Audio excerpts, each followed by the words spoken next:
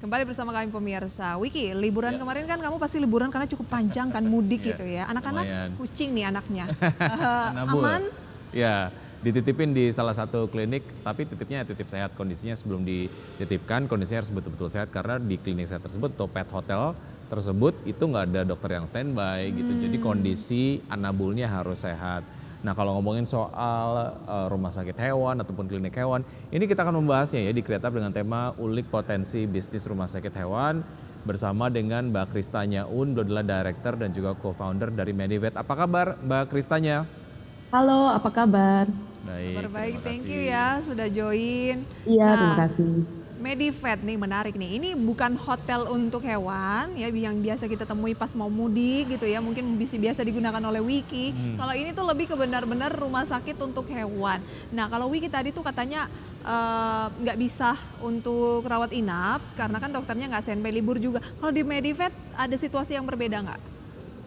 Nah, Medivet itu jaringan rumah sakit dan klinik hewan ya. Jadi udah bukan cuma hotel, tapi rumah sakit. Jadi kami benar-benar fokus di layanan medis.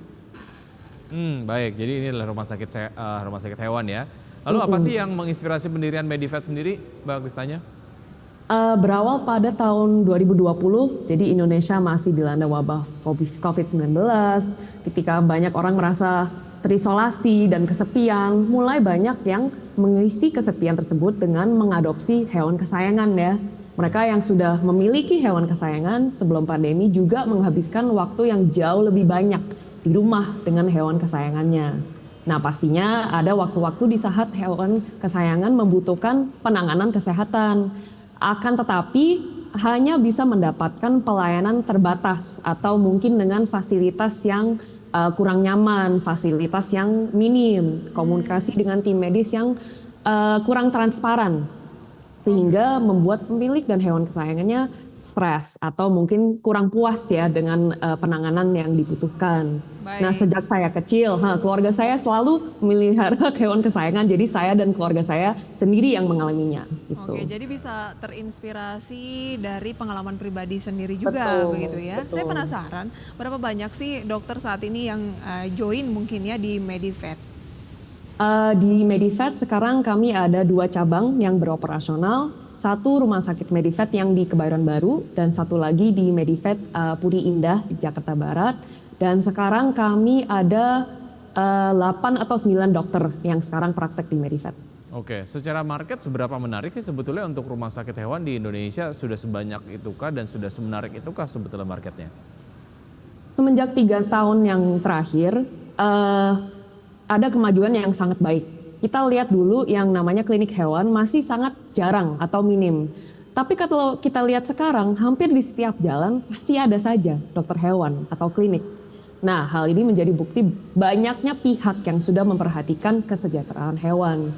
Dan saat ini banyak pemilik hewan kesayangan yang telah menganggap hewan mereka itu adalah bagian dari keluarga, namanya anabul kan. Betul. Jadi tentunya hal ini mengubah sifat mereka dalam merawat hewan kesayangan mereka. Jadi ketika sakit dan berobat tentunya akan dibawa ke dokter layaknya kita pada umumnya. Ya. Namun ketersediaan fasilitas pada sebagian besar klinik hewan di Indonesia masih kurang lengkap dibandingkan dengan klinik hewan yang di negara lain.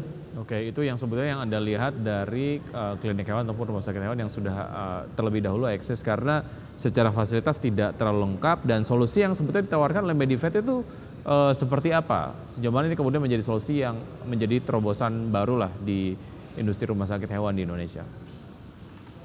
Jadi di Indonesia, pelayanan kesehatan hewan yang berstandar tinggi atau berstandar internasional masih lumayan sulit diakses oleh sebagian besar masyarakat.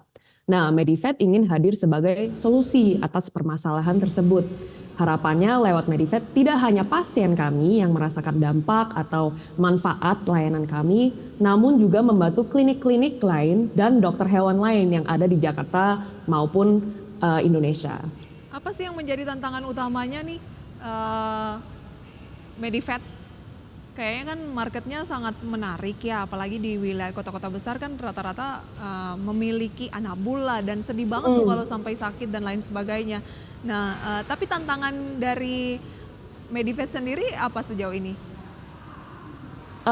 Karena bisnis rumah sakit hewan dan klinik hewan ya di Indonesia masih termasuk growing market ya, masih market yang termasuk muda. Kita lihat dalam 3 tahun terakhir kan baru benar-benar booming. Jadi manajemen rumah sakit hewan, dokter hewan dan juga para medis dan tim medis lain-lain masih banyak banget yang bisa dibelajar bersama. Jadi kita harus berani belajar bersama dan berkembang terus. Oke, jadi pemainnya belum terlalu banyak tapi marketnya sangat potensial dan juga cukup besar. Artinya ini bisa digarap bersama-sama begitu ya. Oke, teknologi yang ditawarkan di Medivet sendiri tadi kan Anda sampaikan kalau rumah sakit hewan yang standar internasional di Indonesia itu sangat jarang sekali. Nah, ini juga kan berkaitan dengan teknologi yang dimiliki lah. Nah, sejauh ini seperti apa teknologi yang dimiliki oleh Medivet? Di Medivet kami memiliki layanan unggulan di bidang diagnostic imaging. Jadi seperti CT scan, endoskopi, USG, dan X-ray. Dan rumah sakit hewan kami yang di Kebayoran Baru, kami memiliki layanan CT scan center khusus hewan yang pertama. Dan Baik, selain itu, berarti kayak modalnya cukup besar juga nggak sih? Dan udah balik modal belum? Nanti akan kita bahas lebih jauh ya. Baik, usai jeda berikut ini dan bisa bersama kami akan segera kembali. Terima kasih Anda masih bersama kami gitu ya, ngomongin soal Medivet, masih bersama dengan Krista Nyaun yang merupakan director dan juga co-foundernya. Oke, secara teknologi kan ini dibuat untuk memenuhi standar internasional, artinya secara modal juga cukup tinggi begitu ya. Nah, sejauh ini selama kemudian berjalan tahun 2023 kalau tidak salah, betul ya mulai beroperasionalnya ya? Ya, 2023 tapi sudah mulai dibangun di 2020. Baik, nah itu sejauh ini sudah break even point kah atau malah justru udah profit, Mbak Kris? mungkin saya belum bisa bahas secara detail terlalu banyak, tapi sejak pembukaan Medivet di tahun lalu di kuartal 3, kami sudah mampu menembus angka hingga 10.000 pasien yang berdomisili di Jabodetabek. Oke, 10.000 pasien ya. Iya.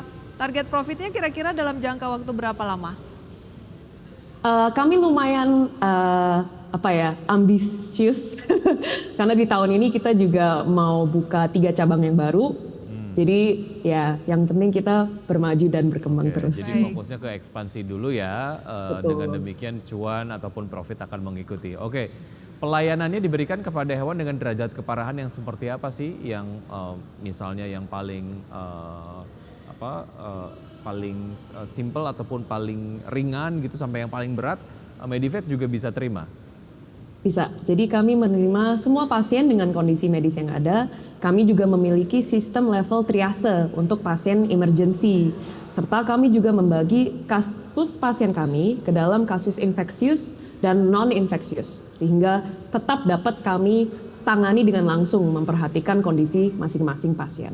Baik, bagaimana dengan persoalan-persoalan ya, yang tadi kan harapannya Medivet juga bisa menjadi salah satu pionir layanan medis untuk hewan bertaraf internasional di Indonesia. Karena kan agak sulit nih kalau Wiki kucingnya kenapa-napa kan dibawa ke Singapura tuh gimana gitu ya. Harga biasanya yang menjadi persoalan, kenapa orang memelihara hewan tuh dibilangnya cukup mahal. Ke dokter hewan periksa tuh mahal. Nah, tanggapan Anda seperti apa ya? Di Jakarta ya, ada beda-beda standar klinik dan rumah sakit hewan. Dan tentunya rumah sakit di Jakarta Selatan kami mau melayani pasien dengan servis yang premium. Jadi fasilitasnya yang nyaman, bersih, dan tentunya ada harganya juga. Oh, ada harga, ada layanan yang maksimal. Betul. Dan kabarnya Mbak Kristanya ini bukan background dari kedokteran ya? Betul. Oh, ternyata kalau mau mendirikan klinik hewan juga aman, bisa tanpa harus menjadi Oke, yang penting adalah punya modal ya untuk mendirikan. itu yang paling penting kayaknya. Dan juga cinta sama hewannya sendiri karena kan tadi juga disampaikan oleh Mbak Kris sangat mencintai hewan begitu. Oke, rencana dalam waktu dekat, kemudian target ke depan jangka panjang lah, seperti apa Mbak Kris untuk Medivet sendiri? Kedepannya kami berharap dengan ekspansi kami di area Jabodetabek dan seterusnya di luar kota, dapat membuka akses terhadap kebutuhan pelayanan kesehatan hewan berstandar tinggi bagi seluruh pecinta anabul di Indonesia. Jadi bukan cuma di Jabodetabek, tapi di seluruh Indonesia melalui jaringan Medivet. Amin. Mbak Kristanya boleh diulangi lagi, saat ini sudah ada di daerah mana saja?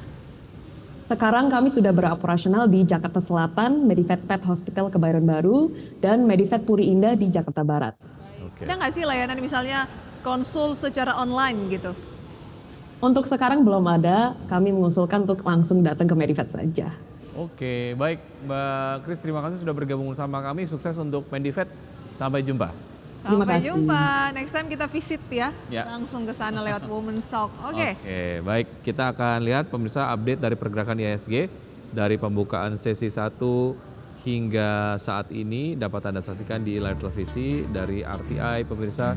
IDX sendiri ataupun IHSG berada di level 7.223,8 menguat 0,82%. Dari nilai tukar rupiah berada di 16.232, melemah 0,38% terhadap dolar Amerika Serikat.